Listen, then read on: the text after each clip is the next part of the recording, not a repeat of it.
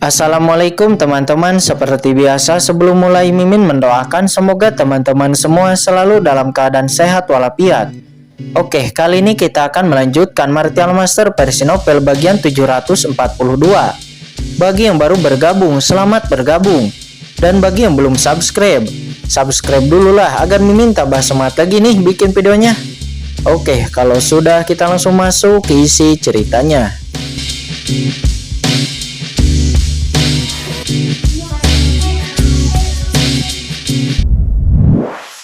Tempat peri rubah berekor 9 berada. Gemuruh. Napas yang mengerikan keluar dari tubuh Chen Sisi. Aturan ahli suci surgawi yang luas. Seperti latihan yang tak terhitung jumlahnya. Berputar di sekitar Chen Sisi. Dengan rubah peri berekor 9. Penuh aura suci. Sisi sebenarnya akan menerobos ranah suci surgawi. Kata Qin Chen. Dibandingkan dengannya, terobosan Chen Sisi jauh lebih mudah. Rubah peri ekor 9 adalah guru suci puncak. Pengalamannya, warisannya, dan Chen Sisi yang alami juga menawan terintegrasi dengan sempurna dan segera membiarkan basis kultivasi Chen Sisi telah mengalami perubahan yang belum pernah terjadi sebelumnya. Boom! Namun pada saat ini, suasana kekacauan yang mengerikan melanda dan itu adalah patung pria yang sombong alias dewa kehancuran. Dia mendesak pot tanah liat dan benar-benar menembak Chen Sisi. Abadi, Qiongxian, tujuan kalian berdua tidak akan tercapai. Kekuatan besar itu di saat Chen Sisi menerobos ranah suci surgawi tiba-tiba melakukan serangan diam-diam. Selama Chen Sisi terbunuh, rencana Master Pedang Abadi dan rubah peri ekor 9 akan dihancurkan dan gagal. Tuan Dewa Kehancuran, jangan pikirkan tentang itu. Boom! Bayangan hantu dari Master Pedang Abadi dan rubah peri ekor 9 naik ke langit pada saat yang sama dan berperang melawan kehendak dari Dewa Kehancuran. Kalau begitu, aku harus mengirimmu ke neraka. Dewa Kehancuran berbicara, suaranya sombong penuh kekuatan yang menakutkan membuat orang merasa nyali mereka akan hancur. Kakak, hentikan. Kamu kejam terhadap hidup. Selama kamu melepaskan semua ini dan membiarkan kedua orang itu pergi, semuanya mudah untuk didiskusikan, kata Master Pedang Abadi.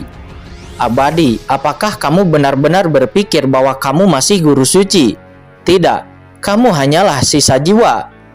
Dewa Kehancuran itu mencibir, mengambil inisiatif dan menekannya dengan satu tangan, berubah menjadi cakram gerinda yang menutupi langit dan melesat untuk menekan Master Pedang Abadi. Oh, saudaraku, mengapa kamu harus sejauh ini? Master Pedang Abadi itu menghela napas, melambaikan cahaya pedang yang tak terlihat untuk menyambutnya. Duar. Pertempuran antara dua penguasa besar dunia itu mengerikan. Meski hanya tersisa 2 jiwa, kehampaan itu tercabik-cabik, seolah-olah akhir akan datang. Toples penelan langit. Dewa Kehancuran berkata dengan dingin, dan pot tanah liat di atas kepalanya tiba-tiba meledak menjadi kekacauan, menghalangi Master Pedang Abadi. Kemudian menatap Qin Chen dan Chen Sisi dengan kedua mata. Ditatap oleh Dewa Kehancuran, membuat Qin Chen merasa kulitnya akan meledak. Cakram Gyo Qian Kun, kata Qin Chen. Dia segera mendesak Cakram Gyo Qian Kun. Segera kekuatan ruang yang menakutkan meresap menutupi ruang ini. Cakram Gyo Qian Kun adalah harta tertinggi dari ruang atas, tanpa takut pada mata penguasa Dewa Kehancuran. Apa? Harta karun luar angkasa macam apa ini? Itu setidaknya adalah harta karun dari guru suci yang dapat menghentikan tekanan saya. Dewa Kehancuran itu menus dingin dan dia mengulurkan tangan dengan satu tangan dan langsung mendatangi Qin Chen. Dia ingin menangkap Qin Chen bersama dengan cakram Gyo Qian Kun. Kakak, mengapa kamu harus mengkhianati kami? Kata Qiongxian, rubah peri ekor 9. Dia langsung mengayunkan ekornya ke langit, menghantam Dewa Kehancuran. Apakah kamu benar-benar berpikir ini dapat menghentikanku?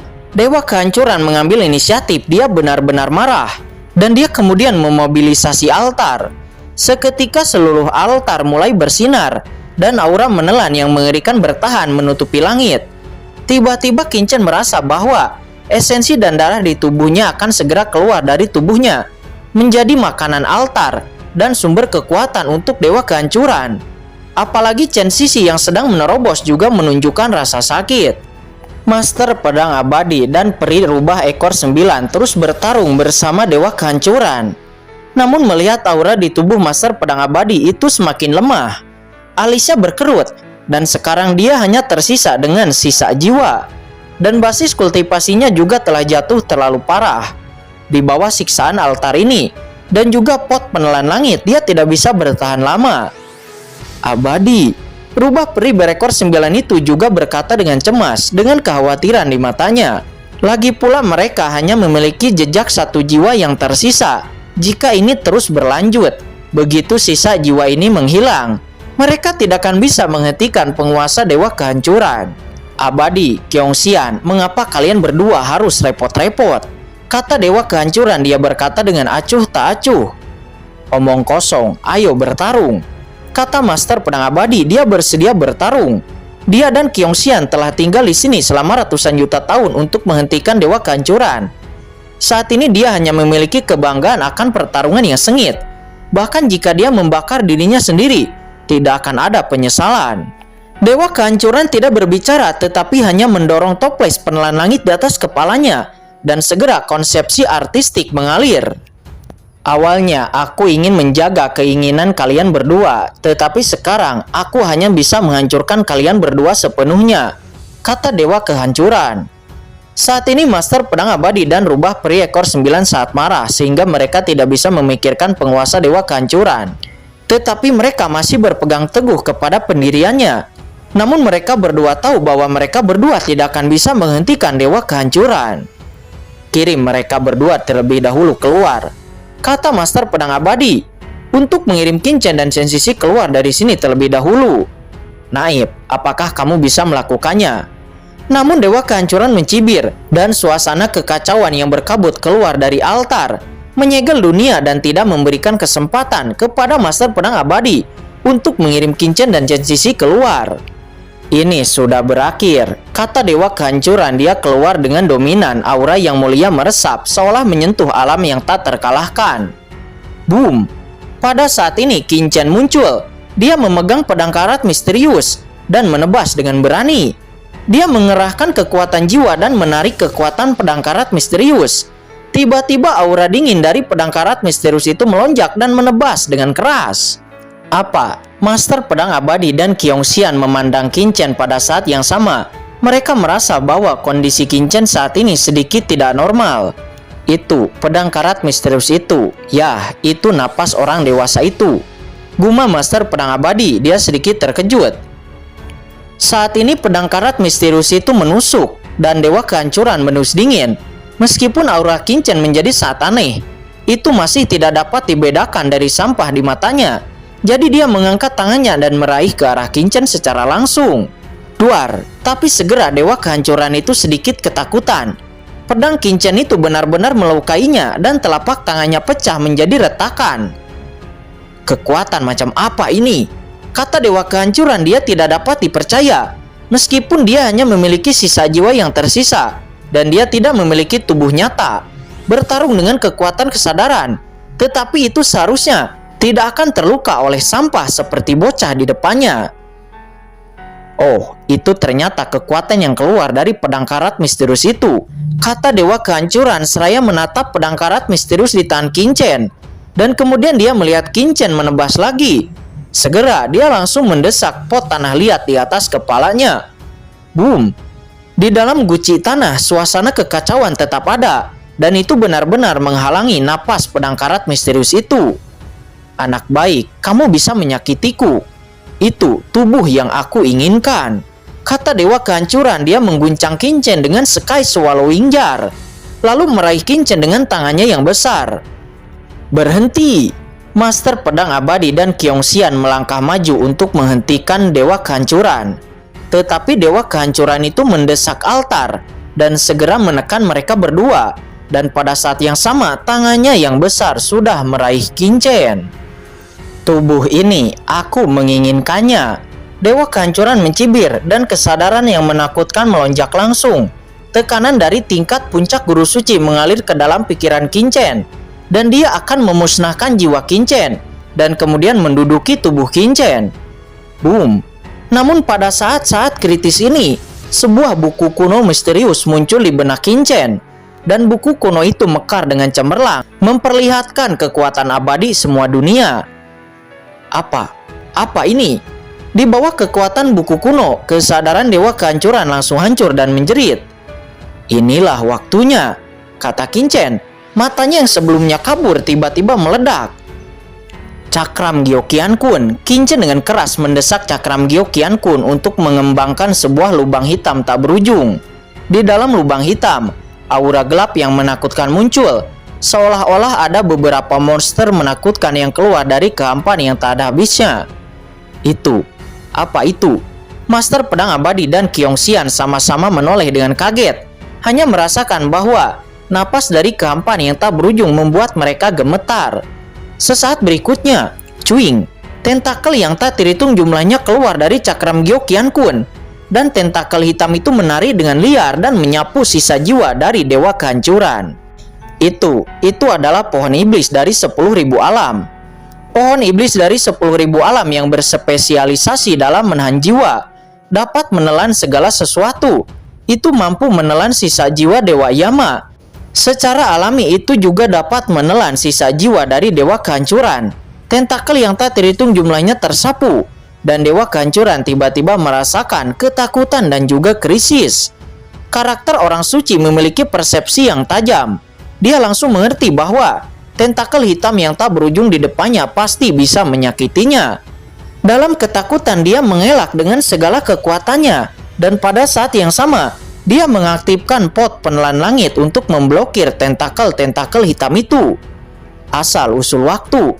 Namun bagaimana Qingchen bisa memberinya kesempatan ini? Dia telah mengantisipasi semua ini sejak lama, dan dalam sekejap dia memindahkan asal usul waktu di benaknya. Seketika waktu di surga tiba-tiba berhenti, dan momen ini sudah cukup. Tentakel-tentakel hitam yang tak berujung dari pohon iblis 10.000 alam itu langsung membungkus sisa jiwa dari dewa kehancuran. Penguasa dewa kehancuran terjebak di antara pohon iblis 10.000 alam, dan dia meraung kesakitan. Jiwanya yang tersisa diikat oleh pohon iblis dari 10.000 alam. Di bawah ikatan ganda Cakram Gyokian Kun dan juga pohon iblis 10.000 alam, sisa jiwa dewa kehancuran itu tidak dapat membebaskan diri. Datang, Qingchen mendesak Cakram Gyokian Kun dan juga pohon iblis dari 10.000 alam. Dan dengan kekuatannya yang tak ada habisnya, sisa jiwa dari dewa kehancuran itu langsung dimasukkan ke dalam Cakram Gyokian Kun. Di dalam Cakram Gyokian Kun, sisa jiwa dewa kehancuran itu bahkan lebih tidak mampu untuk melawan.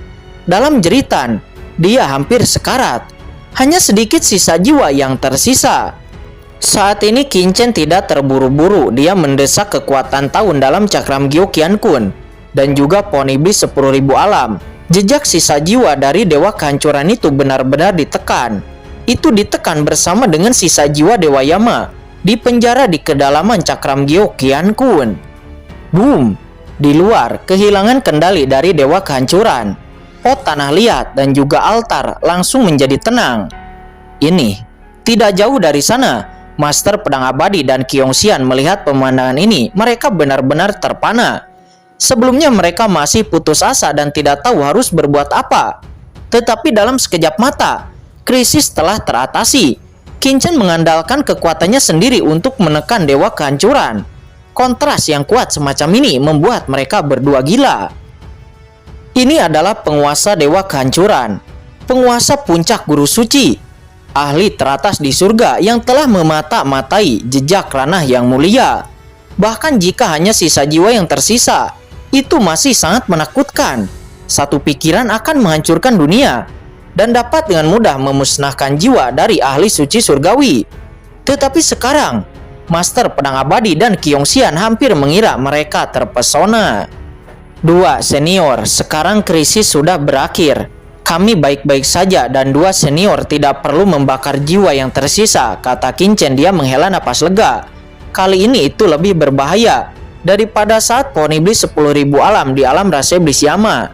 Pada saat-saat kritis sebelumnya, itu adalah buku kuno yang menghalangi dampak kesadaran dari dewa kehancuran. Kalau tidak, hanya pukulan itu jiwa Qingchen akan hancur. kemudian Qin-Chen tidak akan memiliki kesempatan untuk menggunakan pohon iblis 10.000 alam. Apa? Saat ini Master Pedang Abadi dan Qiongxian masih sedikit bingung. Setelah beberapa saat mereka kembali sadar, dan kemudian mereka sedikit terkejut. Tentakel-tentakel hitam yang tak terhitung apa yang baru saja Anda perlihatkan. Sepertinya itu adalah kekuatan ras iblis. Baik Master Pedang Abadi dan Qiongxian mereka tertegun. Jika Qin-Chen adalah klan iblis, maka...